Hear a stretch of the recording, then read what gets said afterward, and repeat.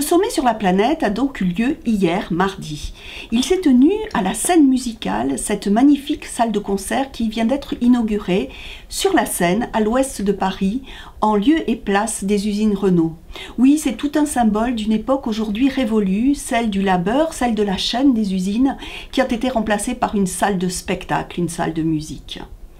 Ce sommet a été appelé, c'est sans doute pour faire plus chic, le One Planet Summit. Une fois de plus, ce fut l'occasion de beaux discours. Mais est-ce que pour autant, on va enfin changer de tempo? Est-ce qu'on va enfin accélérer la mesure des choses, tant il y a urgence, comme nous l'ont redit il y a quelques semaines, 15 000 scientifiques du monde entier. Pour éclairer ce propos, nous sommes retournés en arrière, savoir ce qui s'était passé autour du trou de la couche d'ozone. Vous vous en souvenez certainement, mais il y a quelques années, dans les années 90, on parlait beaucoup de ce trou et on montrait du doigt les vieux frigos et les aérosols. On ne comprenait pas très bien ce que c'était ce trou, mais on savait qu'il était dangereux et qu'il posait problème. Et on a vu que, grâce à l'alliance d'un grand nombre de pays, 197 pays à travers le monde, ce trou dans la couche d'ozone, s'il n'est pas résorbé, en tout cas, il ne grandit plus et les choses s'améliorent. Il nous a donc paru intéressant, il nous a paru bon de comprendre ce qui avait pu se passer à ce moment-là. De la même façon, il nous a paru bon de donner la parole à un théologien, Robin Sauter, qui fait partie du réseau Bible et Création et qui nous dit qu'est-ce que c'est que ces tiraillements que nous avons chacun en nous-mêmes pour adapter nos modes de vie aux enjeux climatiques que nous connaissons et qui vont aller grandissant.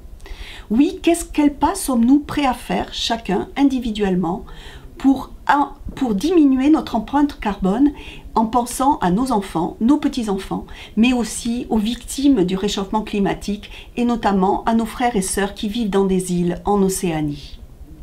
Et puis l'autre grand sujet qui a été pas mal oblitéré par la mort de Johnny Hallyday, qui a été repoussé de l'actualité, est bien cette déclaration tonitruante de Donald Trump.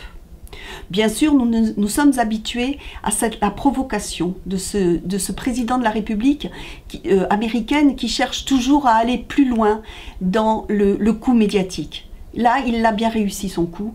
Et nous avons cherché à comprendre dans Réforme quels étaient ces chrétiens évangéliques qui le soutenaient. Quelle était leur lecture de la Bible pour réclamer depuis si longtemps que Jérusalem devienne la capitale une et indivisible d'Israël. Oui, nous leur avons donné la parole, nous avons donné la parole à notre correspondante aux États-Unis pour tenter de comprendre cela.